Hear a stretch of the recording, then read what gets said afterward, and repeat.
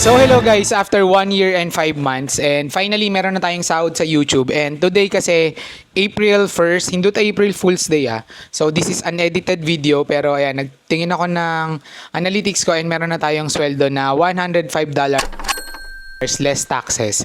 So guys, after 1 year and 5 months, meron na rin tayong sweldo galing sa YouTube. And masaya ako kasi may mga taong nanonood ng aking contents, may mga taong nag-subscribe sa akin. So ngayon guys, meron na tayong 2,500 subscribers. So maraming salamat sa mga taong nakasubscribe sa akin and patuloy niyong pinapanood yung aking mga content. So ayun lang guys, and hopefully makita natin kung anong content talaga na papatok sa ating channel and papanoorin talaga ng mga tao. If may mga content suggestions din kayo, pwede nyong ilagay yan dyan. And I will only upload this sa YouTube short. So, ayan guys. And bilang thank you na din sa mga taong nanonood sa akin sa YouTube. Maraming salamat. And I know hindi naman ganun kalaki yung $105. Pero yung maging monetize ka lang sa YouTube, sobrang laking effort na nun. And syempre, yung effort sa paggagawa ng mga videos, lalo na sa pag-edit, time consuming talaga yun guys. And ayan, makita ko lang na meron na akong $105.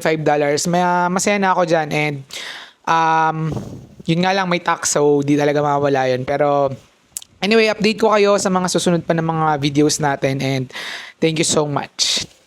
Peace out.